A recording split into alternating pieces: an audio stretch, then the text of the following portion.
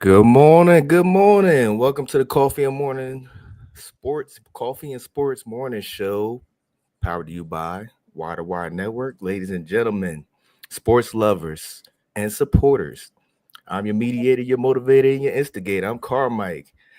And we got my man to my right, man, who needs no introduction, but I'm going to give him one anyway, man. He's one of the hardest working men on this show and this network, man. Mo, how you doing today, brother?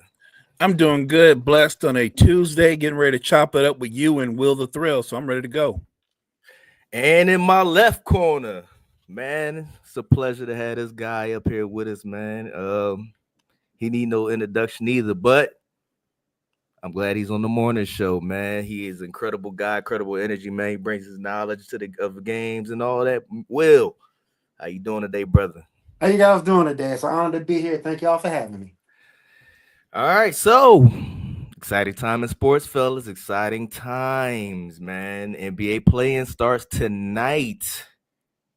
9 days away from the NFL draft, 4 days away from the playoffs actually starting, and I guess Mo and Will's favorite pastime, WrestleMania 41 is happening this Saturday. Yes, sir.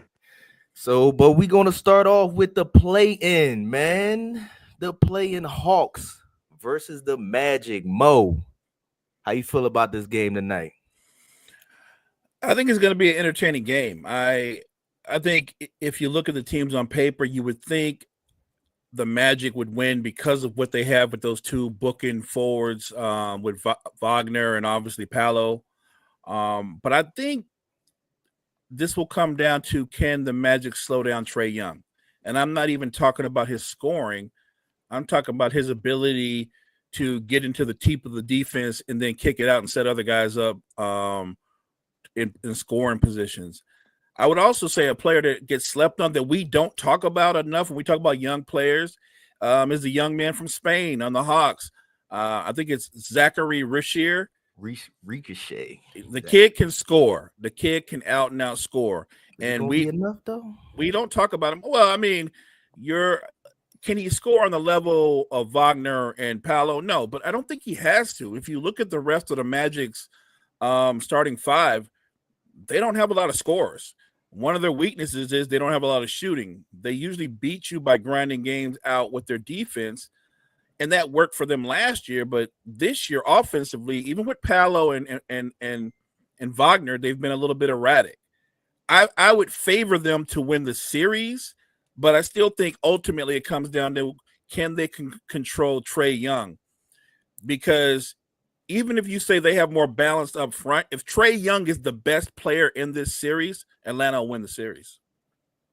Will, how you feel about the Hawks Magic, man? I'm picking the Magic. I do agree with Mo to a certain extent. They will have to slow down Trae Young. But I like the way the Magic play as a team. And again, those bookend fours are, to me, are really, really good. As good as Trae Young can be, he can also be just that bad. So I just gotta go with the Magic in this series. Good old Magic. So we got the Warriors and the Grizzlies. Will, can John Company pull off an upset, man? Because the Warriors are the big favorite in this one, not the small, but the big favorite in this one, man. As well as they should be. I think they have a better team. I think Jaren Jackson Jr. give them all they want, and I think Ja get his. But I think that overall the Warriors are the better team. Jimmy Butler, I think, is going to eat. I think Stephen Curry is going to do his normal thing. I got the Warriors. Mo, I know you're going with the Warriors, man, but come on, give me some insight on this, man. Can they possibly pull off an upset? I mean, just Can the look, Grizzlies get them close to it. Maybe look, I would say this. The Warriors are the better team, but the Grizzlies are the more talented team. You know what I mean? It really comes down to what Grizzlies team show up. They're deeper and they're more talented. And I think that if you want to slow down Steph Curry, that's about what Ja and Desmond Bain do offensively. Because if you make Steph play defense, it takes away his legs for those deep killer shots in games. So I say if the Grizzlies stay in attack mode and they don't let Steph hide, you know what? I'm going to go outside. I'm going to say the Grizzlies are going to win the series. I say the Grizzlies beat the Warriors. What? Upset City. I'm going to be consistent. I know all the people have been talking about, well, the Warriors could go to the championship, which I don't understand that kind of insanity. They're not going to a championship. They're not going second round at best. They're not going to the conference finals. They're Ooh. if they're I'm just being real. If Golden State is lucky, they get the privilege of playing in the first round and getting knocked out in the first round. That's if they're lucky. So why would I believe that they would beat a team like the Grizzlies just by default? I actually think the Grizzlies are going to be more motivated than the Warriors. But Mo, let me ask you this, brother. Do you really think they're going to really pull it off and they just lost their coach? Yeah, I actually think the situation with the coach, even though I think they're in disarray, I think that could be a motivating factor for that locker room. Clearly, there were enough people in that locker room that they didn't lose any sleep over the coach getting fired, right? So the same way that Joker was like, man, that's sad that Mike get fired, but oh well, we move on. I think Ja and company are going to do the same thing. And I think John Morant has a chip on his shoulder. I think he wants to prove to people that he's still one of the elite players in the NBA. Put him with Bane and Jackson Jr., I would argue that their trio is as good as Golden State trio. Actually, their trio, if you technically, is better than Golden State's trio because Draymond's a complimentary player. Jackson is a much better, more rounded player than Draymond is. So I'm gonna go the other way. I think the Grizzlies pull off an upset. This is gonna be one of those series that, even though I think the Warriors are better in terms of star power, I also feel, and this is going to be few and far between for me to say, Buddy Hield going to have to do something. I don't know what he's going to do. If that's what you're relying on, come on.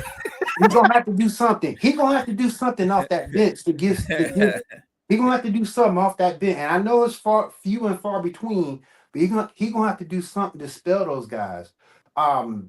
He's going to 8 points a game, 10 points a game off the bench, something. In order for the Warriors to really seal the deal, in my opinion, because you can't have Steph playing heavy minutes like that. So he gonna have to do something. I will say that. I would say that the guy that I would look for the Golden State in terms of being able to take control of the series right out the box, it wouldn't be Buddy Hield, it would be Podziemski. But That's true too. Pods has been balling all year long. He's kind of the reason why that Buddy Hield's on the bench. He's just been a better basketball player throughout the season. Look, I'm not saying Golden State's not a good team, but they're not in the play-in by accident. They're in the play-in because they're not a great team. So to me, anybody that goes just assumes that Golden State's going to walk through the Grizzlies. I think you're underrating how much talent Memphis has top to bottom. It might go the distance, Mo. No, I don't doubt that. I don't think they got coach. So yeah, look, and out coach the ball, man. I think that could be a fair assessment if it comes down to coaching. But if Memphis comes out and just jumps on Golden State, you can throw coaching out the window. Hey, there is no way. There's no way. I don't care if Curry's like Mahomes, man. That is 20 points is not enough, man. Curry is gonna light you up at some point, man. He's too good. Let me ask you this: is Steph unguardable? I already know your answer because you know he's not. It's Steph. He's not somebody that we would say is unguardable. We would say that he does a lot of things. Wait, Mo. But is he unguardable? Let me say this: if Steph forgets in fuego, he is absolutely unguardable. But what if there's nothing you can do? But what if But you led with if Steph gets in fuego. Yeah, right? But it's bound to pop at any point, man. If he gets like that, it's over. Yeah, you're right. He can go. He's sitting in his car in the parking lot at San Francisco and pulling it from there. He's shooting. He can go 10 for 13 from 3, blow the doors off the Grizzlies. He also can go 1 for 13 from 3. I've seen it. And if you make him play defense, it's not like he's stopping anybody. He's not a good defender. I would say this. Right. So with you say if Steph go in fuego, he's unguardable. I've seen Kobe Bryant not shoot good, have terrible shooting nights, and he was still unguardable. I've seen the same thing with Michael Jordan. He's still unguardable. I don't think you put Steph in the category of unguardable. You could tell me that because of the way he moves off the ball, he can make defenses spread out and disrupt your defense. I get that. But I've seen Steph Curry in big moments get locked down. Not when nobody could set him a screen, but it was just him and the guy in front of him, and he just got locked down. So I don't think he's unguardable. I think he's a very unique player, but unguardable, I don't think he's in that category. Another factor too I want to bring up. You saw how Golden State lost that last game with Draymond missing that layup. Bro, we can't have that in this series. It's gonna come down to coaching. That's all. I think Kerr's the better coach, man. He's gonna figure out a way to make it happen. I totally agree that. Look, I don't care who the other. Even if Memphis hadn't fired their coach, I would still say Kerr's the better coach. He's one of the best coaches I think in NBA history. But at the end of the day, as great a coach as you are, it does come down to talent and what your players can do. If you want to go with experience, yes, you have to give the trio of Jimmy Butler, Steph, and Draymond so much more the edge when it comes to experience because they're all battle tested. I'm not even arguing that point. I'm simply saying that if it becomes a basketball game and it's just your talent versus my talent, I don't think Golden State wins. All right, man. We sat on this one for a minute. Let's move on, man. Nuggets, Clippers. Nuggets lost their coach, got fired right before playoff time. Suspect? We ain't gonna talk about that right now. Mo know what I'm talking about. Will, come on, man. Talk to me, man. The Clippers have a very good chance at beating these Nuggets, man. The Clippers have been playing on the tear, man. Talk to me, man. I think the Clippers are going to win this. I can't believe I'm saying that, but because I can't stand the Clippers. But I think the Clippers are going to win this. I don't think Denver has enough. Again, Joker's going to get his, but with the on again, off again play, they've gone through some injuries this year. And again, I just don't like the Nuggets' chances. That bench stuff isn't what it used to be. Look. Kawhi's playing well. James Harden playing well. Ben Simmons is playing okay off the bench. Zubac is playing pretty good ball. So I got to go with the Clippers. I don't like Denver in this matchup. Mo, come on, talk to me, man. Can Kawhi, Jordan, Leonard pull it off in this series? Kawhi Jordan. That's what Shannon called the boy. Yeah, I don't know why they do that because they're not. I don't see the similarities in their games, but okay. Me neither. I think the Clippers have a legitimate shot, but I would say this: even with a shortened bench, if Jamal Murray comes to play, because I already know what Joker's going to do. If Jamal Murray comes to play, Denver's going to win a series. Joker needs his other guy. He needs his ride or die. If you've got Jamal Murray and Joker both playing at a high level, the Clippers can't beat that. They can't beat that. And let's keep it a buck. As great as the Clippers have played down the stretch, we all know this. This is a factual thing. When's the last time James Harden has stepped up in the playoffs? Now, you know what I mean? There's regular season James Harden, then there's postseason James Harden. Is he going to be able to carry over regular season James Harden to the postseason? Solid question. Yeah, I don't know. We're going to have to wait to see. Maybe he turned over a new leaf, but hey, I'm just happy that Kawhi is playing. By the way, I'm just happy he's playing. It's all vacation, man. You know? Yeah, again, right. Outcast Podcast Forecast Lakers in 5 versus the T-Wolves. Come on, Mo, talk to me about the T-Wolves Lakers series, man. Do T-Wolves actually got a chance to win more than one game? B-Wolves, Beowulf. No, look, I think the T-Wolves, Anthony Edwards would have to play at a level where he established himself as the best player in the series. And I mean that. And even if he were able to do that, let's say Ant can average 40 for the series, they could still get swept if Julius Randle and Rudy Gobert don't play at a high level. So I would say this: if Julius Randle establishes himself and does something he's never done, which is play well in the playoffs, then I give the T-Wolves a chance to make it a series. In terms of who's going to win the series, the Lakers are going to win. It's just a matter if they're going to do it in 4 or 5.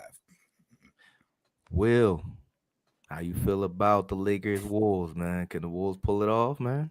Nah, this is gonna be a sweep. I can't see any way the Timberwolves win this. You said pull out the Anthony Bulls? Edwards gonna have to play at a phenomenal level. Don't nobody here trust Julius Randle. Don't nobody here trust Randle to play well during the playoffs. Don't nobody Not here even his trust that. family. Not Yeah, even not his even family believe that. So and again, Rudy's been playing well coming into down the stretch. Had a couple of double doubles, but nah, man. If the Timberwolves were to win this, everybody's playing over their head. That bitch is playing over their head. They're using their size to beat up on the Lakers, but I just don't think they got enough to really give the Lakers any trouble. Look who's going to be playing at an awesome level. LeBron will probably come to play as well. Their bench with Connect and Austin Reeves, that's that. I think that's just too much for the Timberwolves to handle. That's what we should talk about. The Lakers have 3 guys that can get their own shot and create for other people. Like Austin Reeves, in terms of an offensive player, I'm just talking about in terms of an offensive player.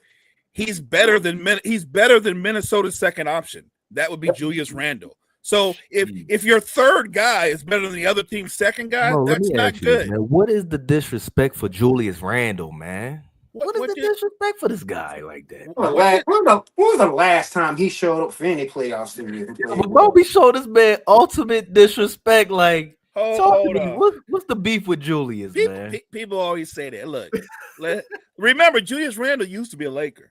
Yep. But he got traded for a reason. And then he got traded again for a reason. And then he got traded again for a reason. But anyway, I'm the first to tell you that Julius Randle is a good basketball player. I'm also the first to tell you that in his proper role, he has great value. With the Knicks, because they had a resurrection and they won, they kind of became relevant. And he was like the number 1 guy. But if he's your number 1 guy, you know you're not going to win a playoff series. If he's your number 2 guy, you know you're not going to win a playoff series. My point is, if Julius Randle was your third or fourth option, I would call you a title contender. But if he's your second option, I would call you a team good enough to make the playoffs and get knocked out in the first round. Sheesh. So is that disrespect, or that's just saying that there's levels to it, and he's not one of those guys? But what if he hit the ceiling? What if he go above the ceiling this year, man? Well, you know what? If he goes above the ceilings, then you and me, our Lakers are in trouble. If Julius Randle suddenly looks like a better version of Zach Randolph, or a combination of Zach Randolph and Karl Malone, then we're gonna lose. We had this discussion. The agenda has been pushed by Adam Silver. Oh no, not this. We ain't gonna have this discussion again, man. No.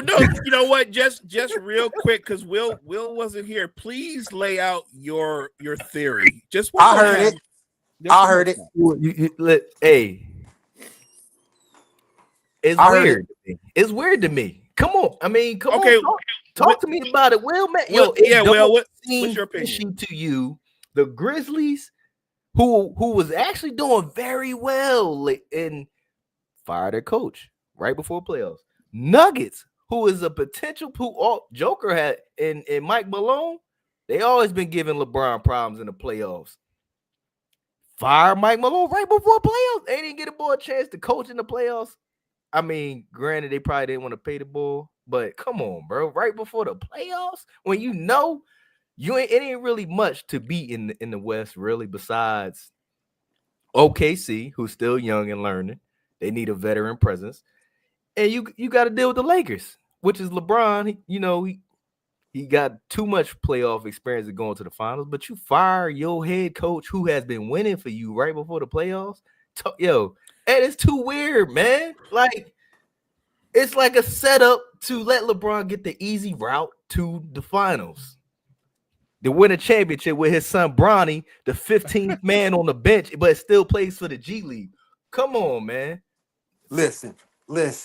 And I get where you're coming from on that point, but at the end of the day, conspiracy or not, the Lakers still got to get it done. They still got to get it done. And I see where you're going with it. It's entertaining as hell. I give you that. But the Lakers, they still got to get the thing done. And again, uh, the way those teams are constructed and the way that they have their own issues, those issues are going to be present whether those coaches were in power or not. So I get where you're coming from. It's an entertaining theory, but I really don't hold a whole lot of credence to that because coaching or not, those teams' roster construction hasn't changed. Let me just add one thing, and I said this yesterday. The only thing that makes a conspiracy like be on the horizon is the Luka trade. That's the conspiracy right there. That's the conspiracy. The question should be, what does Rob Pelinka and Jeannie Buss have on Nico Harrison, right? What do they have on him that in the middle of the night, like this wasn't even a rumored trade. This literally came out the blue, but in the middle of the night, Luka became a Laker and nobody blinked. Like that should be the conspiracy. As far as Mike Malone getting fired or whatever, I do think it had a lot to do with money, but I also think it had a lot to do with the fact that his best player, when your best player doesn't cake up for you, when they let him know they're gonna fire you, that speaks volumes. Hey man, Luka can carry this series by himself, man. LeBron can play second fiddle, which is probably going to happen until they get to the finals. But moving on, Knicks versus the Pistons. Will, I'm coming to you first, man. Are the Knicks in trouble? Look, I said this on this show a couple weeks ago. Knicks in trouble. They are in trouble. I like the way the Pistons are playing. Cade Cunningham's playing at a good pace. Tom Thibodeau is going to play his veterans heavy minutes. And I think that's going to be to the Knicks' downfall in this series. Look, Jalen Brunson going to eat. He's going to eat. But I just like the odds, and I love the Pistons in this matchup. Plus, anytime the Knicks win, I have a bad day. So I'm gonna go ahead and and take the Pistons and go with the high odds. Pistons? You going Pistons? Yep. Oh man, that's tough. Mo. Look, I think this is going to be an interesting series just because of when you look at the lineups, but more importantly, Detroit, even though they're a young team, they play a physical brand of basketball. The question will be if the refs are going to let them play. If they're going to let them play, that bodes well for Detroit. The question is, can the Knicks match the Pistons' physicality? Because if they can't win the series. And I do agree Brunson will eat, but the question will be, is he going to eat and be efficient, or he's going to eat and be a guy that takes 27 and 28 shots to get 29 points? So I think if he's a volume scorer, Detroit's good. If he's efficient, then that's going to be a struggle because that means that he's scoring at a high level and he's getting other guys involved. I'm gonna reverse my decision. Initially, I was like, just looking at the Pistons because you can get on a high from seeing what a young player is doing with Cade Cunningham and company. I like everything about Detroit, but I'm gonna give the Knicks the benefit of the doubt when you look at their starting lineup, even though they don't have a big bench. I'm gonna say the Knicks win in 7. 7? I don't think Madison Square Garden refs is gonna allow that to happen, man. 7 that's a little deep for the Pistons, man. Being young. Well, I think it's critical. Look, here's what all you need to know about the series. If the Pistons are able to split one of the first 2 games of the series, it's a completely different series. But if the Knicks go to Detroit up 2-0, Detroit's in trouble because the Knicks are going to get a split. I respect it. So moving on to the Pacers and the Bucks. Can Holly God for the Pacers? Tyrese Holligod, man, carrying his Pacers to a first round victory against the Bucks. Mo, talk to me. Nah, you can't do that. You can't do that. You acting like the Pacers ain't a good team, man. Holligod he's a playmaker. So to use your words, no, I think they're a good team, but they're not a great team. And if you're going to shut down a player like Giannis, you're going to have to be a great team. I like Halliburton a lot. I really do. There was a time when he was in Sacramento when he wasn't really getting much playing time, and I thought he was underrated. But since he's been in Indiana, he's become vastly overrated. He's vastly overrated. he is not a superstar. He's an all-star. Indiana does not have a superstar. They don't have, and if you don't have a superstar, you're not going to win this series, flat out. And I know Milwaukee might not have Dame. That's what's going to make it a series. And I still think Milwaukee wins the series. So let me ask you this, Mo. Did the what was it, the 04 Pistons, did they really have a superstar, or did they have a well-meshed team? I bet, you know what, but that's a good one to go on. But they, you know what they were? They were an anomaly. They were very unique. So no superstar, right? But Chauncey Billups, all-star. Rasheed Wallace, all-star. Ben Wallace, all-star. Rip Hamilton, all-star. So no superstars, but at least 4 all-stars and one of the greatest coaches in the history of basketball. So yes, that's an anomaly. But tell me another team that was that plain that ever went on a run like that. I can't name one. So yeah, the 03-04 Pistons is very unique because they were, I think they won they were in the Eastern Conference Finals like 6 years in a row, and they went to the finals twice. That's a great team. But name me another team that was that plain that didn't have enough. And by the way, when you can hold the other team to 85 points or whatever, I mean, you don't have to be a great offense if you're shutting everybody down. Like, to this day, as a Laker fan, that was the most embarrassing series to watch. That was painful to watch. There was one game in that series. I think it might have been the final game in that series. The Lakers scored 65 points. That was embarrassing to watch. I could see the Lakers losing that series, but not just getting dog walked, and they did. Will, talk to me, man. Pacers and the Bucks, man. Can they wall off Giannis? Because we don't know the status of Dame, man. But can Halliburton and the Pacers pull this off? I said last night, this is going to be a question of pace. Can they make Milwaukee play a helter-skelter type of game? Can they make them run? If they can make them run on a consistent basis, Pacers got a chance. Giannis might be too much for them. So I think Milwaukee will take it. But that's the only way I see the Pacers have a shot at winning, is making them run up and down the court, play helter-skelter basketball, and then take them down in the fourth. I don't know if they can do that on a consistent basis, but I think that's the only chance they really have at winning. Will brings up a great point. If they play fast, if this is going to be a fast-paced series, I'll be proven wrong. Milwaukee can't run with Indiana. They really can't run with anybody. The Milwaukee Bucks are the most unathletic team in the NBA. Oh yeah. If you take Giannis off the floor, and I think Porter Jr. coming off the bench, they have no athletes. They have no speed. They're old and slow. So if it's played at a fast pace, then I take back everything I said.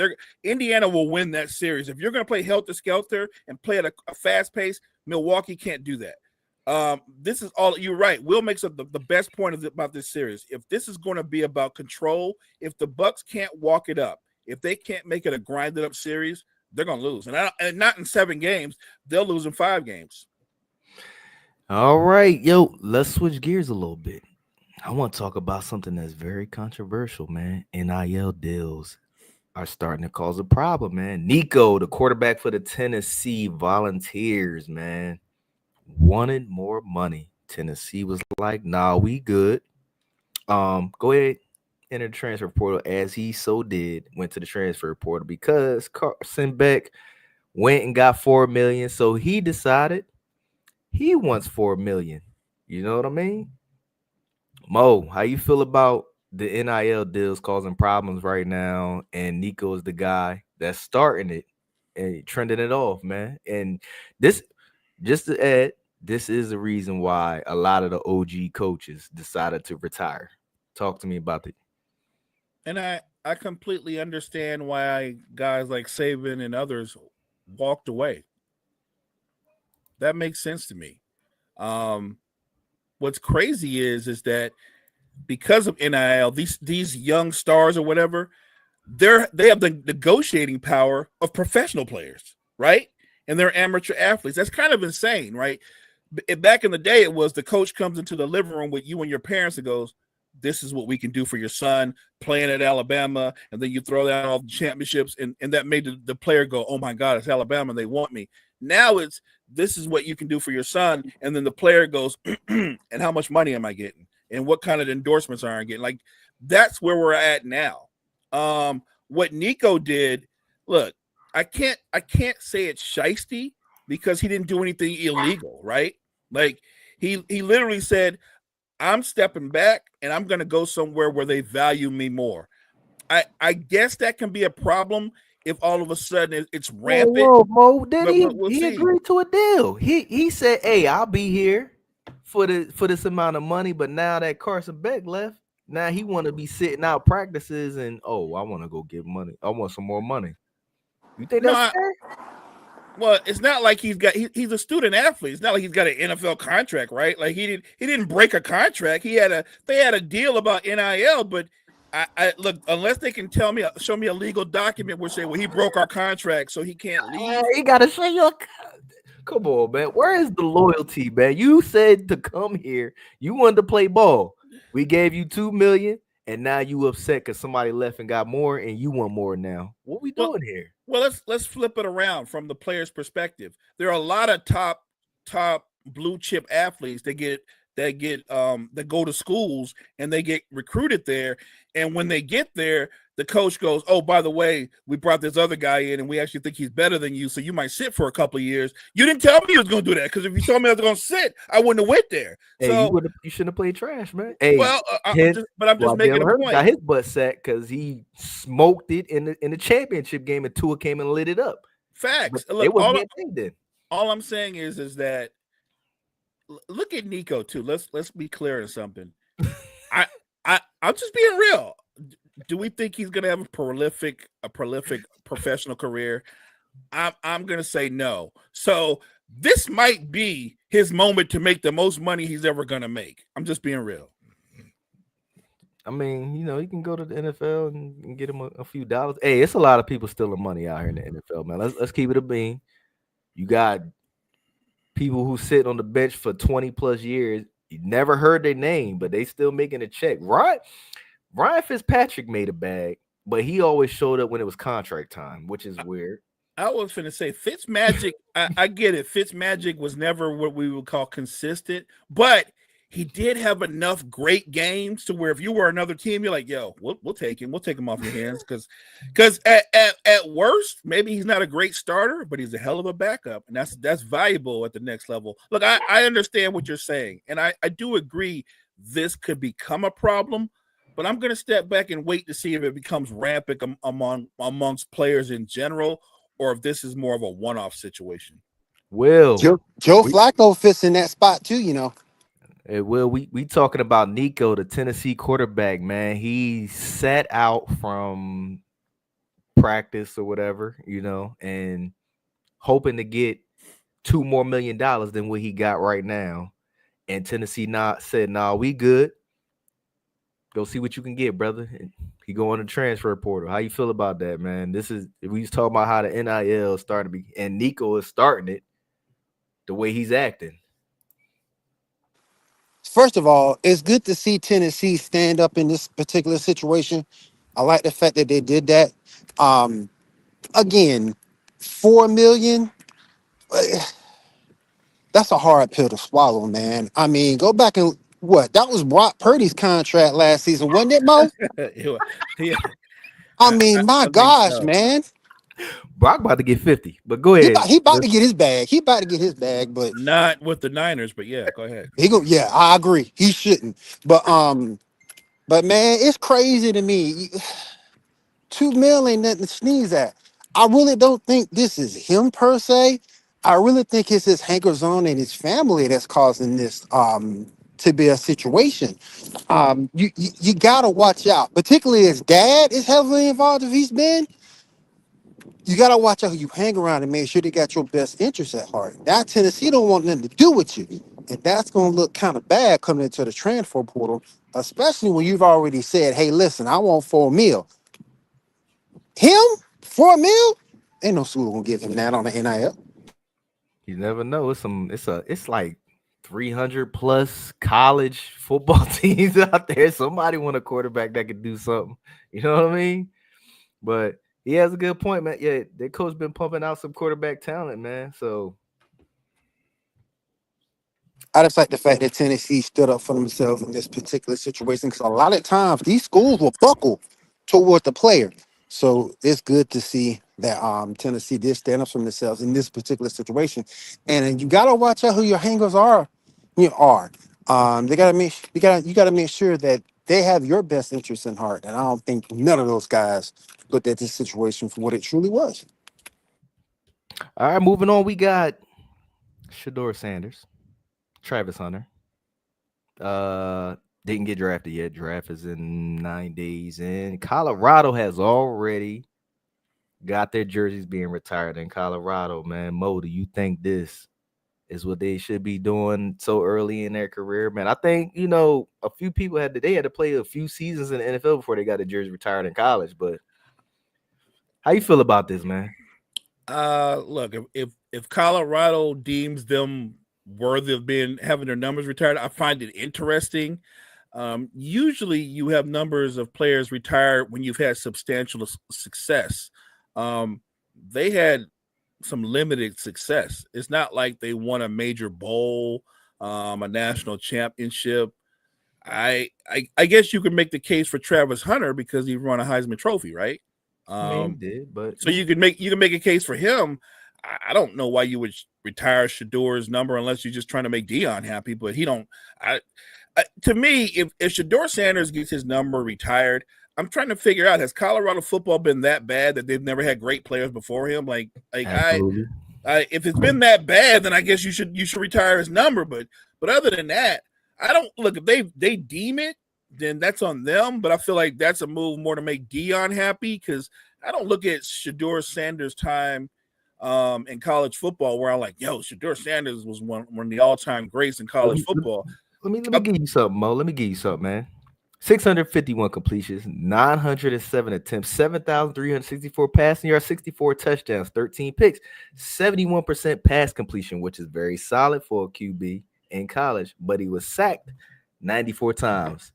He's one of the best in. No, you left out the other thing too. What's his win-loss record? And there it is. But he was cooked. Mo, come on, man. Talk to me. Well, I'm just saying, in college football, people put up tons of numbers and get beat. So I'm just saying, like he put up a ton of numbers, but amongst a lot of them he was getting the brakes beat off of him. So, well, you don't think these young kids should be getting their jersey retired this soon, man? I ain't got no problem with it if Colorado deems it appropriate, because they did do a lot for that school and made themselves cornerstones of that team. So if Colorado feels that it's appropriate, I don't have an issue with it. I just wish the win-loss record was better and there was a national championship attached to it. Then it gives it a little bit more legitimacy. But if Colorado don't have a problem with it, I don't have a problem with it. Cottrell said quarterback stats don't equate to win-loss. Well, this is true because they didn't do a lot of winning. So, yeah, I'm not arguing that. Exactly. I'm not arguing that at all. Oh, man. If a national title was attached to this, then like I say, I got you. I'll wholeheartedly be on board if a title was attached to it, but it wasn't. No, go ahead. Well, all I would say is you don't even have to win a national title. If Colorado did something very unique, like they made it to the national championship game, never mind winning it, but actually got there, that would be something unique. Again, I'm with Will. If Colorado deems that they're worthy to have their numbers retired, I don't have a problem with it. You're just asking. I thought the question was, do I think they should have their numbers retired? And I would say Hunter has a case because he's a Heisman Trophy winner. I don't know what Shador's case is, other than that Colorado's has so many bad quarterbacks. He's the best statistical quarterback they've ever had, I'm guessing. Gene says it's a marketing thing. Coaches doing it just for marketing, which is I think it's a very good business move because he can get a lot more upgraded talent in Colorado. Yeah, I guess. I feel like we talk about Shedeur Sanders a lot, but I don't know that we go like, man, he's one of the greatest ever. Like I said, Colorado must have a really lean history, but more power to him. Man, speaking of Shedeur, he got a lot of hype, more than the number one pick, man. But he's getting another workout from the Giants. They want to take another look at Shedeur, which they already had a look at him. But he's about to get another workout. This indicates to me that the Giants, the big office, is having a disagreement about who they want to draft come 9 days away. Will, talk to me about Shedeur getting another workout, because they got him dropping to 9 to the Saints or possibly 21 to the Steelers. But the Giants want another look. Talk to me. Look, man, with the way the Saints are looking right now, with Derek Carr possibly being out for the year, if they don't go get Shedeur, they're crazy. They're crazy. He's right there for you. So I love to see. But the problem is, Will, the Giants are number 3 and they want another look. That's the problem. But see, I don't know, man, because I'm sort of kind of conflicted, because you got Russell Wilson there. And You got as my co-host says, Dominius Winston, Reverend Jameis. I'm sort of kind of conflicted with it, because you got your 2 quarterbacks that can play right now, but you need a quarterback past that point. So I get why they're looking at him. I get it. But outside of maybe defensive line, where they do have a pretty decent defensive line, that team needs a lot of help. Man, I'm conflicted with it. I would love to see Shedeur come to the Saints. I hope the Giants don't pick him, but they very rarely could. Saints need to really move up, see if they can put together some type of a package and move from 9 and go ahead and pick him up, because he's definitely a quarterback that we need, who can start to turn the needle. I don't think he's the player who's going to turn that needle, but he's a player that can start turning the needle to us being successful. Mo, so Shedeur dropped out of being the top 5, man, to number 9 and possibly 21. Come on, talk to me, man. The Giants need another look, man. They like, you know what? We're not sold on Abdul. We might go with Shedeur, and the office is fighting. What's going on here? I find it interesting that the Giants need another look, because remember, they have a mandate this season for the GM and the head coach. It's either win or you're fired. So if they draft Shedeur, that to me wouldn't be their pick. That would be ownership taking over and making that pick, saying they're probably going to get fired. It's not like if they don't make the playoffs, they're not going to get the coach Shedeur, right? They're going to be fired. So that pick would be for the next coach. So I have to assume they're not going to draft him. It doesn't make sense. No offense, Giants fans, I don't think you're going to make the playoffs this year. So if you're not going to make the playoffs, you're going to have a new GM and a new head coach. You're not going to – why would you draft Shedeur Sanders and you're not going to even be there to reap the benefits if he is the player that you think he is? That doesn't make sense to me. Or unless you think we can draft Shedeur and he's going to be terrific out the gate and we're going to make the playoffs with him and keep our jobs. I don't see that happening either. So that doesn't make sense. They might want another look, but if they want another look, is that the GM wanting another look, or is that ownership going like, we got to make plans for the future after y'all ass fired? So I'm just saying. That's how I see it. As far as him dropping down to the Saints, look, I feel like I'll be honest, I didn't even know Derek Carr might be out. I was going to tell Will that the fact that he's going to be out, you guys are going to be better by default. Who is their backup without? Who is the Saints backup? It's going to be Spencer Rattler. Oh, Jesus Christ! That's why I said you need to do something. You need to do something to get y'all draft get him. I don't know if you're gonna have to move up or something. Hey, the Giants might bait y'all. Like you gotta do something to move up and get him. Gene said the Giants probably want to trade Shedeur and use him as trade bait. That I believe, because that would make, again, everything about this season. Remember, this is about the GM and general manager. They have to have a winning season. You're not going to get that from that particular player. They need somebody that can impact the game right now. I don't think the Giants really want Shedeur Sanders. So you think Abdul Carter is the better pick for them? That, or like you said, maybe you do take Shedeur just to make a deal with somebody else. Shedeur might get drafted and traded draft night. Carter's strength is a strength because they do have a good defensive front. They do have a good defensive front. So he strengthened the strength for the Giants. So you think they're okay with their defense and them rocking out with either Jameis or Russell Wilson, who has not, neither one of them has played any good seasons lately, not at all. I think the Giants are of the opinion, at least with Daboll, who has had some success with quarterbacks, that I think he believes that he can coach them up in a more controlled offense. They're going to be a run-first offense. They're going to rely more on their defense.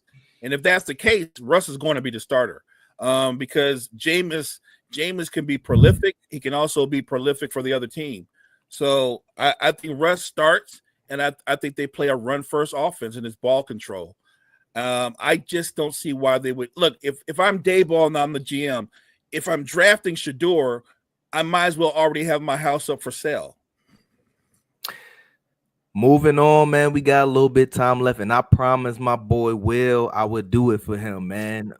4 days away this Saturday is the event you all been waiting for, man. You know, road scene of the main event, WrestleMania 41.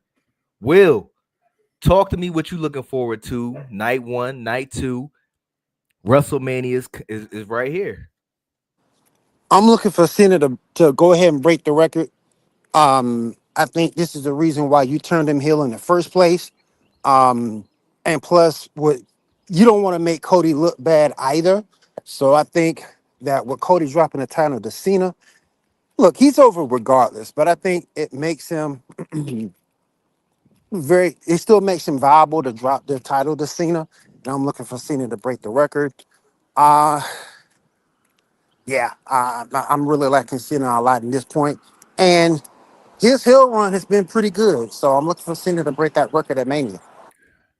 Mo, talk to me. What we looking forward to in his WrestleMania 41? Look, I think Cena being a heel makes it more realistic that he can win the championship, right? Cena the face, Cena the old man as a face, I don't believe he could beat anybody and beat a champion. I'm just being real. But him as a heel, that puts everything else on the table. Like you know, and I know if Cena should win, it's not going to be clean, right? Let's all agree. It's not going to be clean. But that makes sense, right? That's how he can win the title.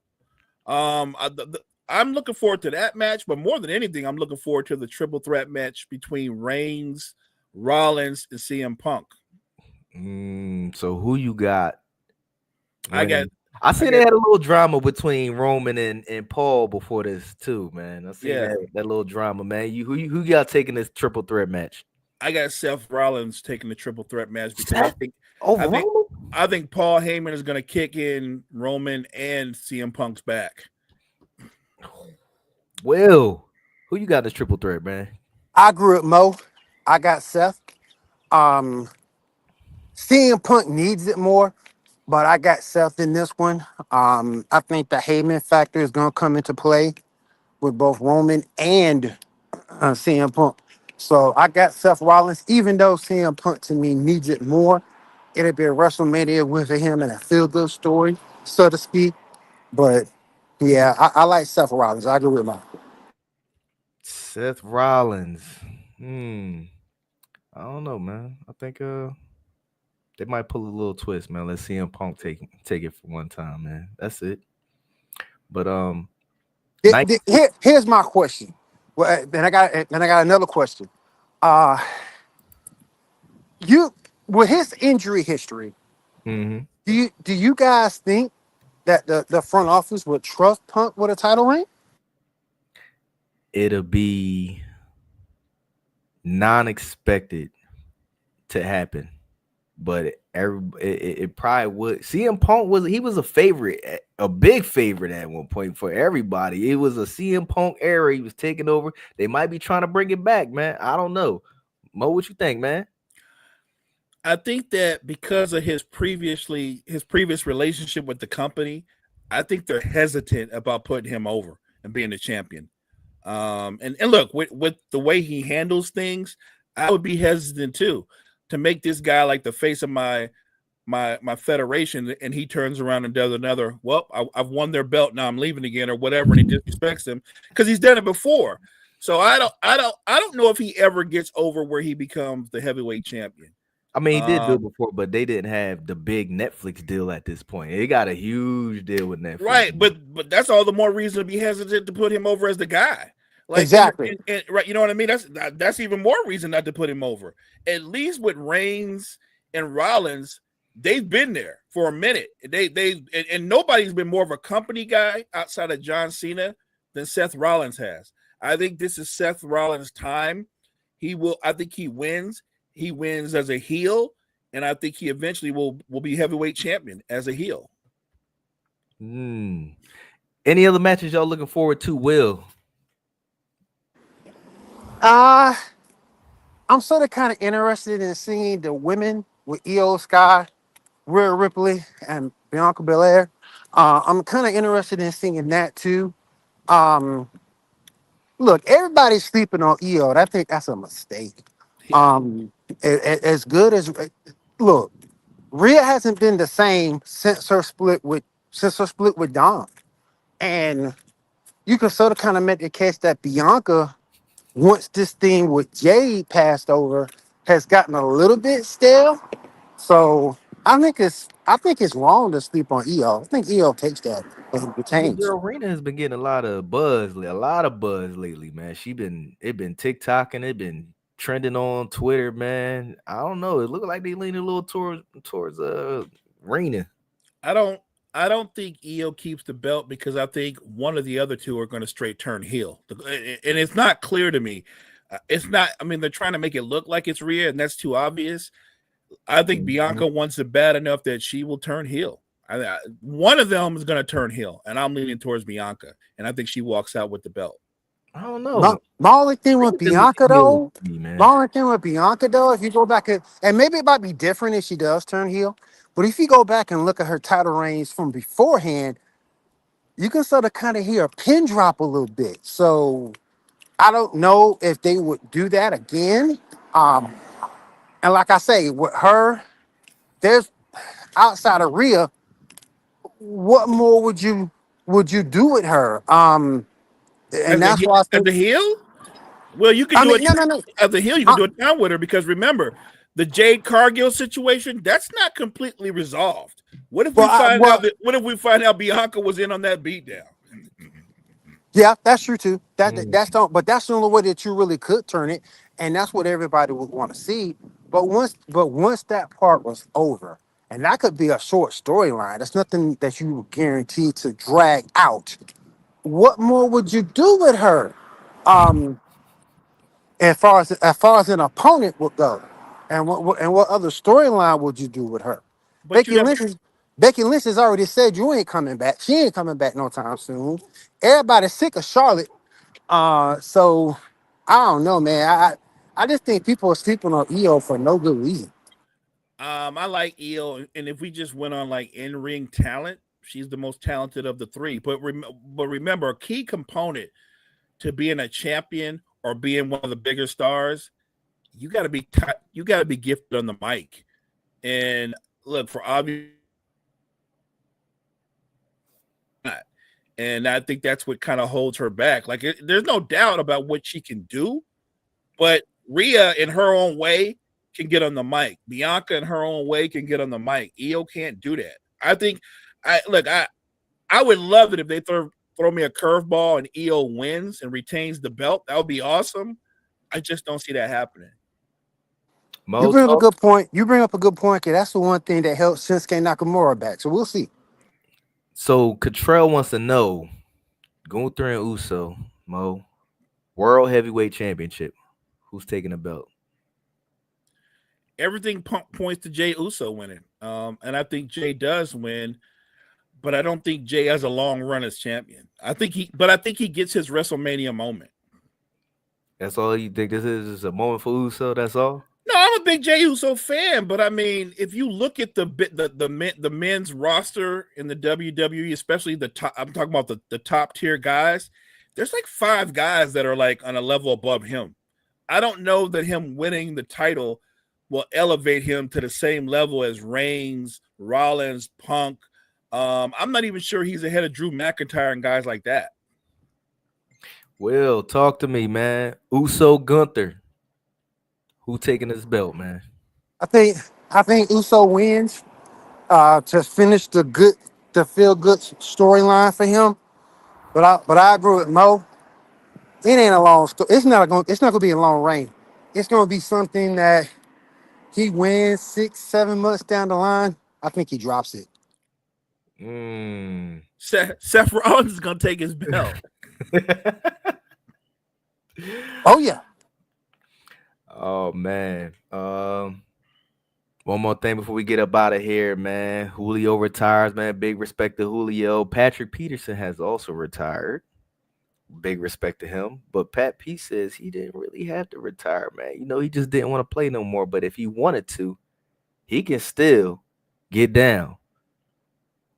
Do y'all think he still got enough left in the tank to be talking like that? I think he made a wise decision to retire. I think he made a wise choice. I think it's good that he can say like he can still play at a high level. I would disagree with that. Like high level, what do you mean high level? Like could he be like the 5th defensive back? Because if you're talking about Patrick Peterson I'm just saying as a starting cornerback, I'm not sure he's as good, close to being as good as he was. So I think he retired because there's got to be a part of him that knows he's nowhere near as good as he was. What you think, Will? You don't think Pat P got enough left in the tank? Nah, it's time for him to retire. He's long in the tooth. I think he made a good decision to retire. He has a respectable career. I'd rather go out on top than to go out looking bad, getting burnt by these younger receivers. So yeah, I think it's a good move for him to retire. I don't know, man. I think he should have just stayed, get a ring, man. You know, he can be 4th corner or possibly play safety. That's where I was gonna go. If he was if the thing about safety is, you know how this goes. You gotta be ready. You gotta be willing to make some tackles, right? Like if you switch from corner to safety, you got to hit somebody. And I don't know if Pat Pete was down for hitting nobody at this point in his career. Nah, free safety, not strong. Strong safety usually. No, I get what you're saying, but free safety have to make tackles too, right? Like they don't just cover. Like they have to make tackles too. You got to be able to hit somebody. Pat Pete Hall of Fame? Nah, he ain't no Hall of Fame. No. Pat. Are we just letting everybody in the Hall of Fame? Jesus Christ! It's like at some point it ain't gonna be a Hall of Fame no more. One of the best to do it, man. Okay, roll off his accolades. How many Hall of Fame? How many Pro Bowls? How many All Pros? Yo, I think you're a little disrespectful to Pat Pete, man. There's a lot of people that are very, very good that made a couple of Pro Bowls. He might get in, but I'm just saying there's such a log jam at certain positions. I will say this. I think he has a legitimate shot to be a Pro Bowler, but I don't think he just walks in. Did you know he got 2010's all-decade team? That might put him in. He was a good player. I'm just trying to remember how much he impacted winning. Dang. If he gets in, it won't be first ballot. I guess that's what I'm saying. Maybe I should rephrase that. I think he will get in. I don't think he's a first ballot Hall of Famer. No, he's not a first ballot. No. I think he gets in. Ladies and gentlemen, it has been a pleasure to be here with you, Will and Mo. Will, you have any closing remarks for our people? Thank you for letting me come on. I appreciate you guys, and I want to make sure everybody at Wide Wide has a great day. Ladies and gentlemen, it's been a pleasure. Mo, close us out, big dog. Thank you guys so much for joining us this morning. Make sure you check out all the great content we have at Wire to Wire Network. Wire to Wire Network, we appreciate you.